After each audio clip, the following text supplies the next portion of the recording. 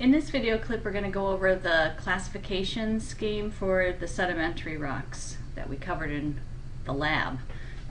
Even though we covered this in the lab, this material is still going to be on the lecture test 2 on 29th of October. So, the way I subdivide the sedimentary rocks is into two categories: clastic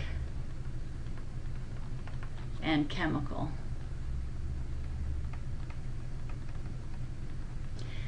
So with the clastic sedimentary rocks, let's talk about those first.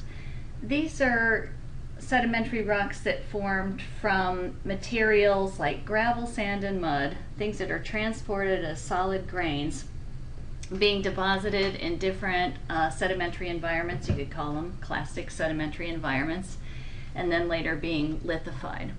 So the clastic sedimentary rocks are classified based on the texture. And the textural aspects that are important are the sizes of the particles, the average particle size that we see in the rock, or the grain size, in other words. And we can use three different categories of texture: gravel, sand, and mud, right? Could use 4 or 3 maybe is good enough. So the thing about the sediments or the sedimentary rocks that have a lot of gravel, they are given 2 different names depending on the shape of the gravels. So if you have a sedimentary rock and it has a lot of gravel-sized particles, you might call the rock conglomerate or breccia. And I'm going to underline the rock names, okay? Conglomerate, breccia. The difference between the conglomerate and the breccia is that the conglomerate has rounded gravel-sized particles. So we can draw a little rounded gravel-sized particle there with an R on it. Remember, it's got rounded particles, it's conglomerate. And with the breccia has angular gravel. So we're going to show a particle with sharper angular edges. All right? And conglomerates are actually quite a bit more common than breccias because the way the grains get rounded is by being transported in water or by wave action, and that kind of transport will cause the gravels to hit each other and to get rounded off when they collide. So in order for the sediments to maintain an angular shape after they're transported and when they're deposited, they can't be transported very far by water, or it has to be some kind of transport process that doesn't involve water, like say the material's frozen up in glacial ice and the sediments just drop out of the melting ice right adjacent to the glacier. Then the particles, if they were angular to begin with in the frozen ice, they'll maintain that angularity when they're deposited. Or another example is if the material is deposited by something like a mud flow or a rock slide or debris flow or something like that. It's not water that's moving the material, and it's not going very far, so the material will remain angular in shape, the gravels will. Okay, let's go on to the next category. If we have a clastic sedimentary rock and it's dominated by sand-sized particles, we're going to call the rock sandstone. Okay, so we're going to see sand-sized particles are going to be visible to the naked eye. Okay, and if we have a rock that's dominated by mud-sized particles, the mud's going to be too small to see with the naked eye. We could call the rock mudstone. And most mudstones are what we call shale rock, where shale is just a fine-grained sedimentary rock or mudstone that has a lot of thin layers, and it's easy to split the rock along those thin layers. That's what makes the mudstone a shale, and that's pretty common.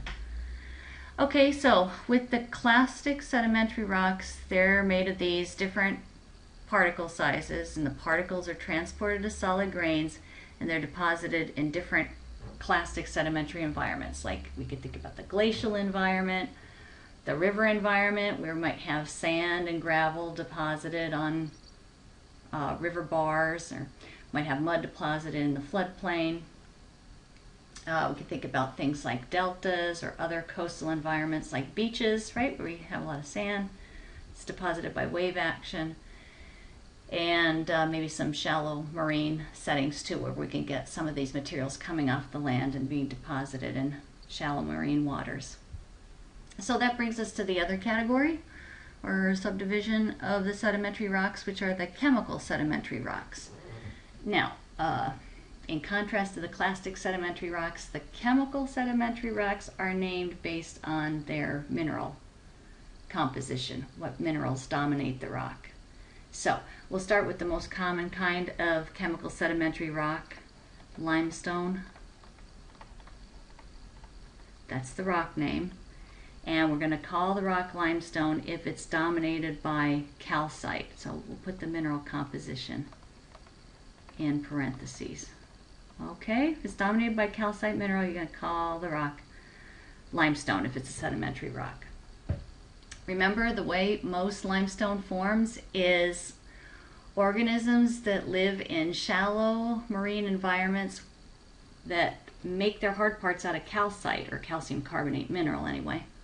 Right? The places where they live in greatest abundance are going to be the places where you get a lot of the calcium carbonate sediments that will lithify to form the limestone rock. So we'll think about relatively shallow ocean waters, especially warm ocean waters, and places where there's not a lot of clastic sediment being deposited. If there's too much clastic sediment coming in, that's going to dominate the composition of the sediments and the sedimentary rock that forms from them. Okay, now we have the next most common chemical sedimentary rock is Dola stone. Dola stone is made of dolomite mineral. Okay, dolomite's another carbonate mineral like calcite, but instead of just being calcium carbonate, dolomite is calcium magnesium carbonate. And how the Dola stone forms is sort of a weird story, because there's no place where dolomite mineral will, either precipitate out of water, or there's no organism that makes its hard parts out of the dolomite mineral. So it actually forms from an original limestone rock that's affected during diagenesis by magnesium-rich water moving through the original limestone rock or calcium carbonate sediment. And the magnesium-rich water can actually convert the calcite mineral to dolomite mineral. So Dola stones is a sedimentary rock that forms entirely during diagenesis after the sediments are deposited. Usually right from an original limestone is the way it happens, or sometimes from calcite sediments that accumulate in certain settings. So when we want to think about the sedimentary environment that existed in the past, when we see Dola stone rock in the rock record, we're going to think about places where limestone would have formed, and a Dola stone simply replaced the original limestone. All right, now that brings us to our last category, where we have evaporite rocks.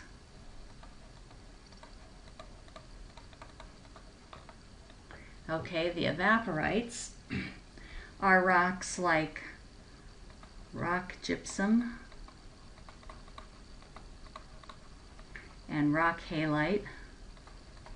So we can tell what minerals they're made of, right?